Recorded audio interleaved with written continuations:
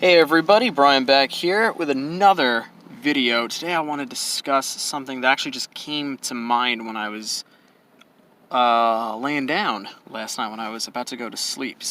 I was reading a Batman comic earlier, and something really hit me when I was really thinking about splash pages. And I was thinking about when a splash page is used effectively and when it's kind of not. I think there are times when the splash page, especially nowadays, turns into random art.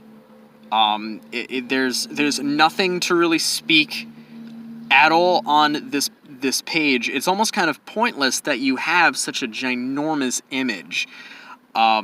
Sometimes for no reason at all. Sometimes it's not. Sometimes it's actually done pretty cool when there's like a certain feel that the writer and the artist is going for.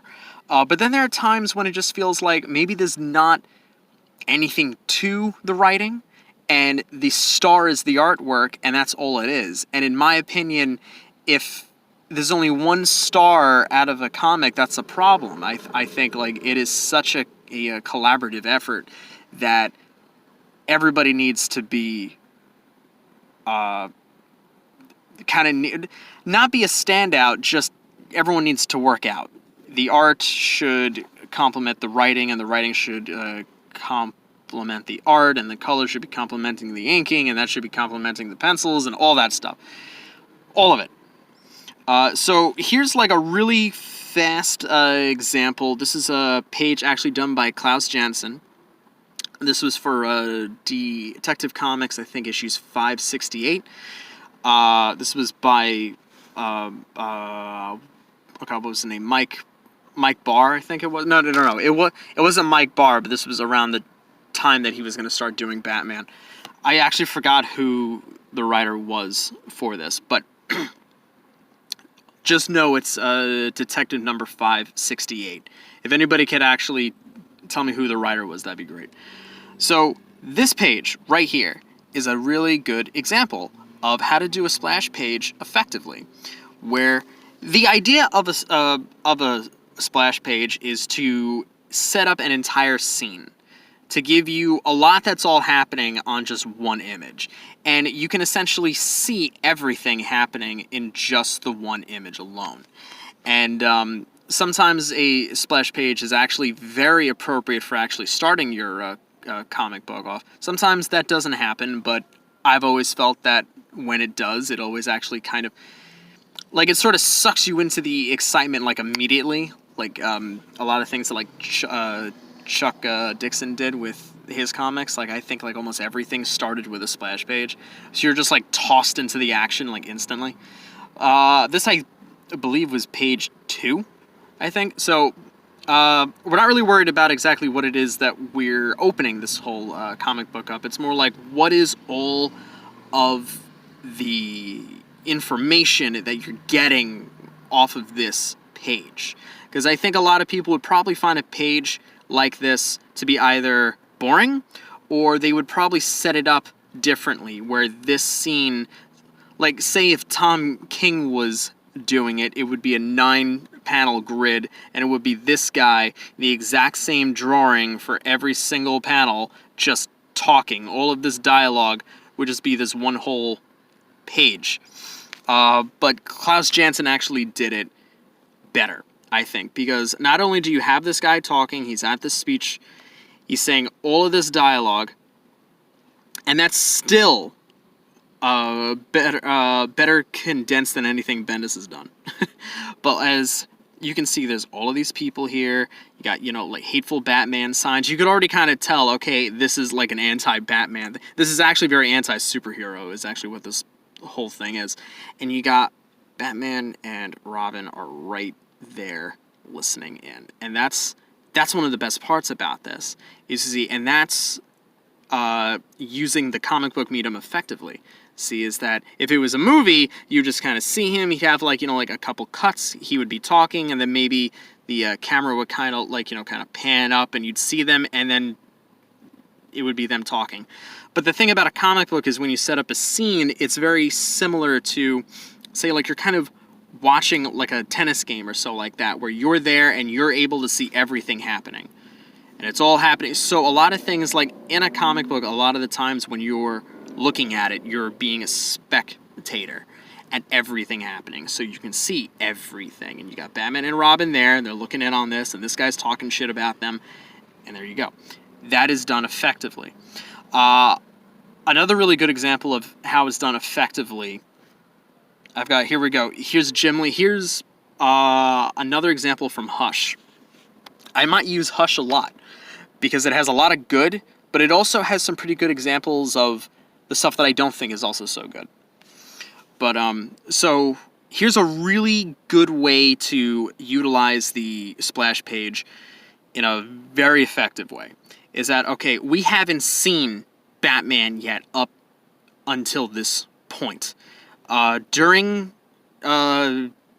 everything that is leading up to this scene, you don't see him. You see his hands, you see his chest, but that's it. This is, I think, the first time that you even see his shadow. So there's a build-up. There's a whole build-up. And when Batman saves this kid and he looks up and you see the shadow and you turn over and boom, there he is. That is a very effective splash page. That is your introduction to Batman. This is when you see him fully in all of Jim Lee's glory. Right here. This is a really good page. But this is great, see? Because you can see his hands come. He blows the whole door open because he's got the he's got that oh god, I forgot that stuff that he puts around it that just kind of makes the shit explode. The doors come out, kid's rescued, he looks up, he's like, what the? And then there you go, it's Batman.